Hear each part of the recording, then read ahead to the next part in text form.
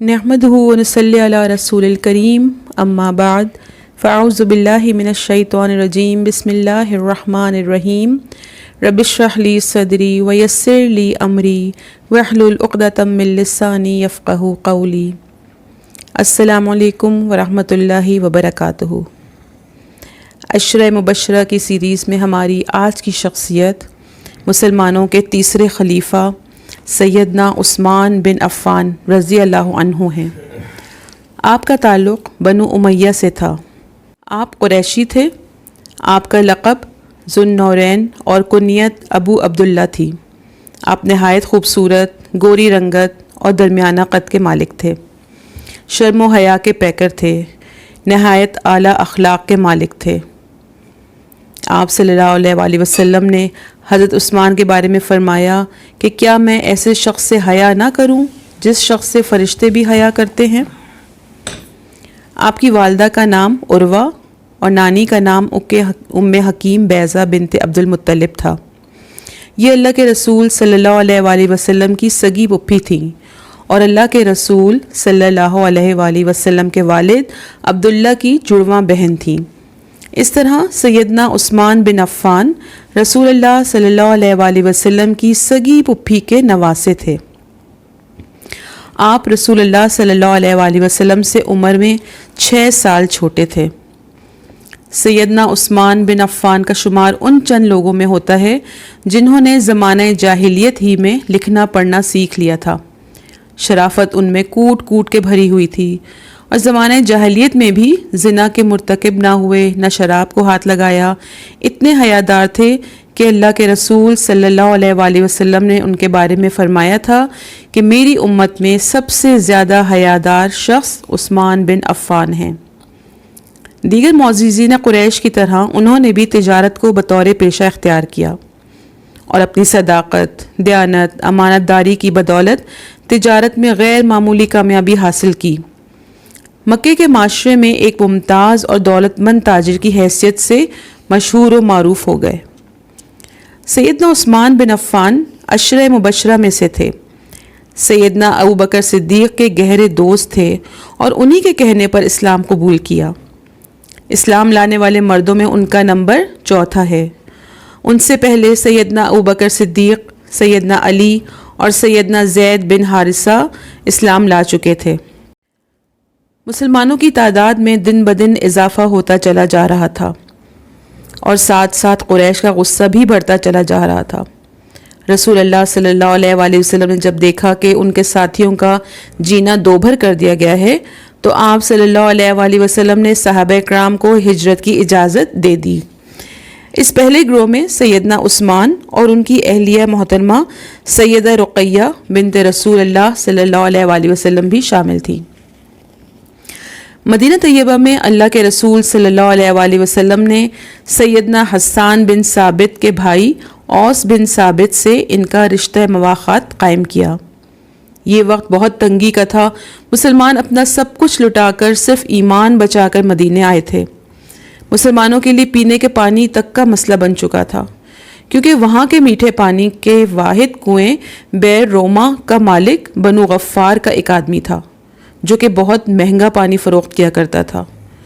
اللہ کے رسول صلی اللہ علیہ وآلہ وسلم نے اس شخص کے لیے جنت کی بشارت دی جو بیر روما خرید کر مسلمانوں کے لیے وقف کر دے، تو سیدنا عثمان نے 35,000 درہم میں وہ کنواں خرید لیا اور مسلمانوں کے لیے وقف کر دیا۔ عہد نبوی میں مسجد نبوی کی توسیع کی ضرورت پیش آئی تو انہوں نے مسجد کے قریب واقع زمین کا ایک ٹکڑا خرید کر وقف کر دیا۔ اسی طرح غزوہ تبوک کے موقع پہ تو انتہائی فیاضی سے کام لیا۔ آپ صلی اللہ علیہ وآلہ وسلم ان کے صدقہ کردہ مال کو الٹتے جاتے اور فرماتے جاتے کہ آج کے بعد عثمان جو بھی عمل کریں انہیں کوئی نقصان نہیں ہوگا۔ اللہ کے رسول صلی اللہ علیہ وآلہ وسلم نے سیدنا عثمان کو اپنے منبر پر کھڑے ہو کر کئی بار جنت کی بشارت سنائی۔ سیدنا عثمان اللہ کی رضا کے لیے ہر جمعے کو ایک غلام آزاد کیا کرتے تھے۔ جنگ بدر کے موقع پہ سیدہ رقیہ شدید بیمار ہو گئیں۔ اس لیے اللہ کے رسول صلی اللہ علیہ وآلہ وسلم نے سیدنا عثمان سے فرمایا کہ تم اپنی اہلیہ کی تیمارداری کے لیے مدینہ ہی میں رک جاؤ، تمہیں جنگ میں شریک لوگوں کے برابر اجر اور مال غنیمت کا حصہ ملے گا۔ یہی وجہ ہے کہ آپ کا نام بدری صحابہ میں شامل ہے۔ سیدہ رقیہ کی وفات کے بعد اللہ کے رسول صلی اللہ علیہ وآلہ وسلم نے اپنی دوسری صاحبزادی سیدہ ام کلثوم کی شادی سیدنا عثمان سے کر دی۔ شعبان 9 ہجری میں سیدہ ام کلثوم کی وفات پر آپ صلی اللہ علیہ وآلہ وسلم نے فرمایا کہ اگر میری تیسری بیٹی ہوتی تو میں اسے بھی عثمان سے بیاہ دیتا۔ کسی بھی نبی کی 2 بیٹیاں یکی بعد دیگرے ایک آدمی کے نکاح میں نہیں آئیں، صرف سیدنا عثمان ہی کے نکاح میں آئی تھیں، اور یہ سعادت ان کے علاوہ کسی کو حاصل نہیں ہوئی، اسی لیے آپ کو ذو النورین کہا جاتا ہے۔ ان کی زندگی کا ایک روشن پہلو سن 6 ہجری ذوالقعدہ کے مہینے میں آیا، جبکہ رسول اللہ صلی اللہ علیہ وآلہ وسلم اپنے 1400 صحابہ کے ساتھ عمرے کے لیے روانہ ہوئے۔ جب مکہ کے قریب پہنچے تو آپ نے پڑاؤ ڈالا اور سیدنا عثمان کو بلوایا اور فرمایا کہ قریش کے پاس سفیر بن کے جاؤ اور ان کو بتاؤ کہ ہم صرف عمرے کی نیت سے آئے ہیں۔ سیدنا عثمان بن عفان مکہ میں ابان بن سعید بن عاص کی پناہ میں داخل ہوئے۔ قریش کو اللہ کے رسول صلی اللہ علیہ وآلہ وسلم کا پیغام پہنچایا۔ قریش نے عثمان غنی کو اپنے پاس روک لیا۔ دیر تک رکے رہنے کی وجہ سے مسلمانوں میں یہ افواہ پھیل گئی کہ انہیں قتل کر دیا گیا ہے۔ اللہ کے رسول صلی اللہ علیہ وآلہ وسلم کو اس کی اطلاع ہوئی تو آپ نے فرمایا کہ ہم اس جگہ سے نہیں ہلیں گے جب تک کہ ان لوگوں سے مارکہ آرائی نہ کر لیں۔ پھر صحابہ کرام کو بیعت کی دعوت دی، صحابہ کرام نے بیعت کی اور اسی بیعت کا نام بیعت رضوان ہے۔ سیدنا عبداللہ بن عمر کا قول ہے کہ اگر بطحائے مکہ میں سیدنا عثمان سے زیادہ کوئی اور معزز ہوتا تو اللہ کے رسول صلی اللہ علیہ وآلہ وسلم ان کی جگہ اسے بھیجتے، اور پھر اللہ کے رسول نے خود اپنا ہاتھ پکڑ کے فرمایا کہ یہ عثمان کا ہاتھ ہے۔ اللہ کے رسول صلی اللہ علیہ وآلہ وسلم نے ان کے بارے میں فرمایا تھا کہ میری امت میں سب سے زیادہ حیادار عثمان ہیں۔ وہ ان خوش قسمت لوگوں میں سے تھے جن کو اللہ کے رسول صلی اللہ علیہ وآلہ وسلم نے دنیا ہی میں کئی موقعوں پر جنت کی خوشخبری سنائی اور آخر وقت تک ان سے راضی رہے۔ سیدنا عثمان کی خلافت کا زمانہ 12 سال کے عرصے پہ محیط ہے۔ اس دوران اسلام دور دور تک پھیلا۔ سیدنا عثمان کے دور میں افریقہ فتح ہوا، اور مورخین اور سیرت نگاروں کے مطابق جتنی فتوحات سیدنا عمر فاروق کے دور میں ہوئی تھیں ان سے کہیں زیادہ فتوحات سیدنا عثمان کے عہد میں ہوئیں۔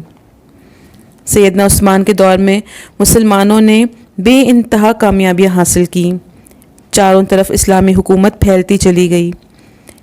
سیدنا عثمان کی بے پناہ سیاسی بصیرت کا اندازہ اس بات سے بھی لگایا جا سکتا ہے کہ ان کے دور میں تہذیب و تمدن، صنعت و حرفت، تجارت اور علوم و فنون کو بے انتہا ترقی ہوئی۔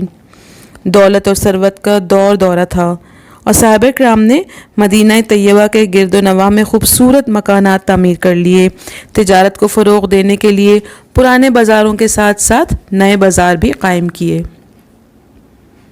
سیدنا عثمان کے کارناموں میں سے ایک عظیم کارنامہ مسجد نبوی کی توسیع بھی ہے۔ انہوں نے گراں قیمت پر مسجد کے گرد و نواح کے مکانات خرید کر مسجد میں شامل کیے۔ اس کے علاوہ انہوں نے عالم اسلام کو ایک ہی مصحف اور ایک ہی قرأت پہ اکٹھا کیا۔ قرآن مجید کے نسخے لکھوا کر دنیا کے مختلف علاقوں میں بھجوائے، اور آج ہم جس قرآن کی تلاوت کرتے ہیں یہی مصحف عثمانی ہے، اسی لیے ان کو جامع القرآن کا لقب دیا گیا۔ عبداللہ بن سبا یمن کا ایک یہودی تھا جو ابن سودا کے نام سے مشہور تھا۔ اس نے بظاہر تو اسلام قبول کر لیا تھا، لیکن ان پڑھ اور سادہ لو عوام کو گرویدہ بنایا اور سیدنا عثمان پر بے بنیاد الزامات لگائے جن کی کوئی اصلیت نہ تھی۔ اس طرح آہستہ آہستہ شرپسند مدینہ طیبہ میں جمع ہوتے چلے گئے۔ سیدنا علی بن ابی طالب نے اپنے صاحبزادوں سیدنا حسن اور سیدنا حسین کو ان کی قیامگاہ کے باہر حفاظت کے لیے پہرے دار بنا کر بھیجا، لیکن سیدنا عثمان کی فطری نرم دلی نے کہ انہوں نے مدینہ الرسول میں خون ریزی کو پسند نہ کیا، وہ امت میں فتنہ اور خانہ جنگی نہیں چاہتے تھے، اس لیے اپنی حمایت میں کسی کو جنگ کی اجازت نہیں دی اور اپنے ذاتی تحفظ کے لیے مدینہ الرسول کی حرمت پر آنچ نہیں آنے دی۔ اللہ کے رسول صلی اللہ علیہ وآلہ وسلم نے ان کے لیے پیشن گوئی فرمائی تھی کہ وہ شہید ہوں گے، اس لیے ان کو اپنی شہادت کا یقین ہو چکا تھا۔ انہوں نے باغیوں کے تمام مطالبات، جن میں خلافت سے مستعفی ہونا بھی شامل تھا، یک کے بعد دیگرے مسترد کر دیے۔ حج کا زمانہ قریب آ رہا تھا۔ مدینہ طیبہ کے بہت سارے لوگ حج کے لیے مکہ مکرمہ روانہ ہو گئے۔ 18 ذی الحج کو جمعۃ المبارک کے دن باغیوں نے تیسرے خلیفہ راشد اللہ کے رسول صلی اللہ علیہ وآلہ وسلم کے دوہرے داماد، جنت کی خوشخبری پانے والے قدیم الاسلام سیدنا عثمان بن عفان رضی اللہ عنہ کو شہید کر دیا۔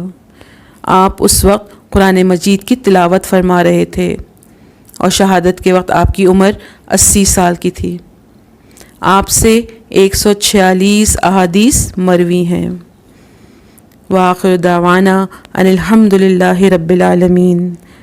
السلام علیکم ورحمۃ اللہ وبرکاتہ۔